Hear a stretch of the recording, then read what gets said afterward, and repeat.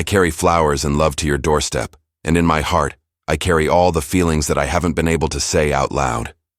The road brought me here, not just in miles, but in the days I counted, in the nights I lay awake imagining this moment. I'm here finally after dreaming of this for so long. The sun shines kindly today, and the breeze hums a soft tune, as if the world itself is glad for me. I stand before your door with hands full and heart fuller, carrying a quiet joy that dances in my chest. All morning I've been moving through time like it's made of silk. Every moment has felt like a soft thread leading me closer to you. Packing my things wasn't just gathering clothes, it was preparing pieces of me that longed to be near you again. I picked out what to wear with care, not to impress, but to feel like myself when I'm with you. I folded my favorite shirt, smoothed the creases, and smiled at the thought of your eyes lighting up when you see me. I added something extra to my bag, something small, but filled with meaning. It's not about price or size. It's about the way I thought of you when I saw it, the way I imagined your fingers unwrapping it, your eyes softening in surprise. Gifts don't always have to be wrapped in ribbons. Sometimes they come in the form of time, effort, thought, and heart. Still, I brought this one for you, a little thing to say what words often can't. The drive here felt like a song I've been waiting to hear. The tires rolled over the road like a beat in a melody I know by heart. The music played, but my thoughts were louder. Thoughts of you, your laugh, your home, the way your door creaks a little when it opens. I could see your smile already, in the clouds and in the light that broke through them. Every turn of the wheel brought me closer, and every mile was a promise kept. When I arrived, I didn't knock right away. I stood there for a breath, soaking in the moment. The flowers I carried leaned gently in the breeze, like they too were waiting. Then, I raised my hand, knocked softly, and waited. The seconds stretched, but my heart stretched further, reaching toward the moment your face would appear. And then it did. The door opened, and there you were, eyes wide, mouth open, and then that laugh, the one that wraps around my soul like a warm blanket. Surprise, I said, my voice trembling with the weight of joy.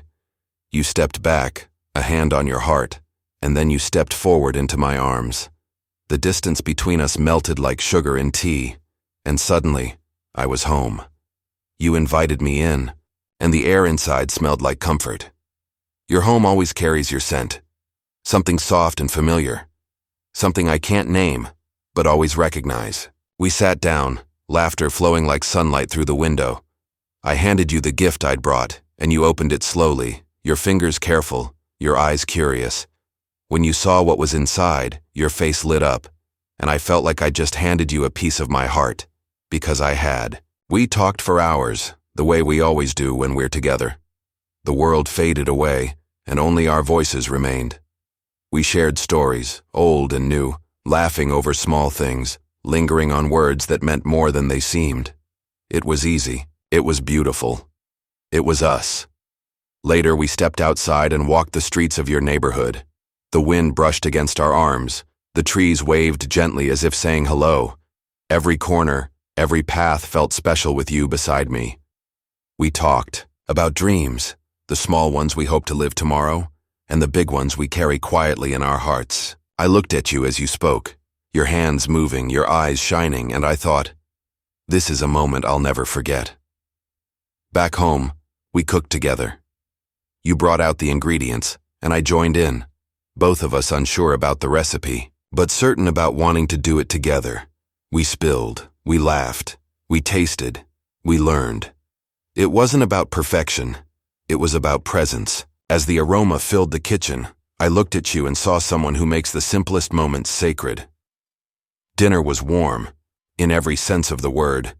The food tasted good, but your smile tasted better. We ate slowly, letting the conversation stretch. You told me a story about your childhood, and I held on to every word like it was a treasure. I told you about a dream I had the night before, and you listened like dreams mattered. With you, even silence is golden. When night fell, we curled up on the couch and watched a movie. I don't remember much of the plot. What I remember is your laughter, your hand brushing against mine, the comfort of your nearness. I stole glances at you, memorizing the way the screen's light danced on your skin, how your expression changed with every scene. You leaned into me at one point, and I didn't move.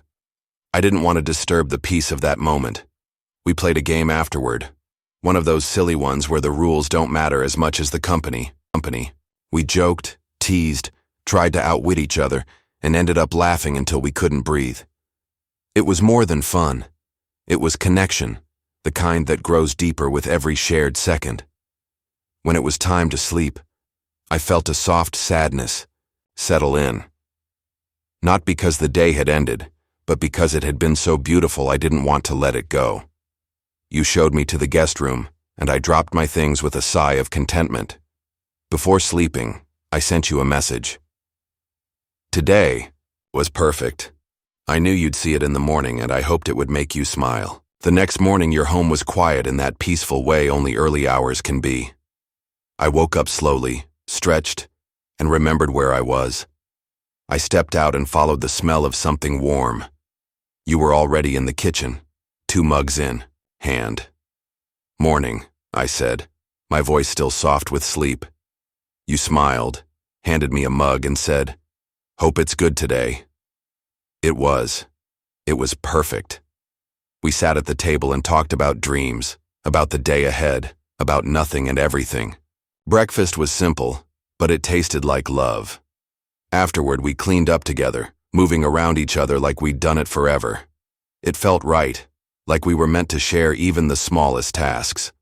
Later, we stepped into your garden, a quiet place full of color and care. You showed me your favorite plants and I listened, really listened, because every flower you loved became special to me too. We sat in the shade, shoulder to shoulder, and didn't need to speak. Being there with you was enough. Back inside, music filled the air as we prepared another meal.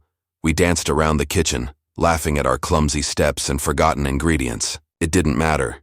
What mattered was the rhythm of us, how we moved together without needing to plan. You tasted the sauce and smiled, and I knew it was perfect again. We ate by the window, light pouring in like blessings. You shared a memory and I stored it like treasure. Every piece of your past you give me becomes part of my future. After lunch, we played another game, laughed another laugh, shared another moment. Time passed softly like a gentle river flowing through a quiet forest. Evening came with golden skies and tired smiles. You rested your head on my shoulder, and I didn't move. The silence between us was full, rich with everything we didn't have to say. I thought about how glad I was to be there, to be with you, to feel this peace. This visit wasn't just a visit. It was a promise. A promise that love can live in little things, in shared meals, in walks and laughter, in flowers brought to a doorstep and hearts carried through the door. You made space for me, not just in your home, but in your life. And I knew deeply and without doubt that I would come back. As I left, the sky turned soft with sunset. We stood at the door again, this time with a different kind of goodbye, one filled with plans for next time, one that didn't hurt as much because we both knew I'd be back. "Thank you for today," I said, and I meant it with every piece of me. You smiled, and I carried that smile all the way home. And now, as I sit in my room, I write to you again. I carry flowers and love to your doorstep, not just in my hands, but in everything I do. You are the reason my days feel brighter, my steps feel lighter, and my heart feels full.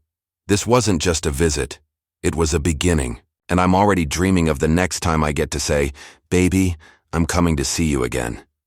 I already feel the pull of tomorrow, the quiet ache of anticipation, the soft whisper of the days that will lead me back to you. The world moves forward, and with every step it takes, it leads me closer to you once more. In the spaces between now and then, I can feel your presence like a warmth that doesn't fade, like the echo of your laughter in the wind, like the soft murmur of your voice in the quiet of my mind. You have become a constant rhythm, a heartbeat that resonates in my soul. I think about our time together, The way we spoke without speaking.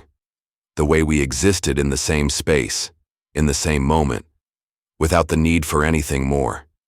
It's in the simplest of moments that I find the deepest meaning. The way you looked at me when I handed you the flowers.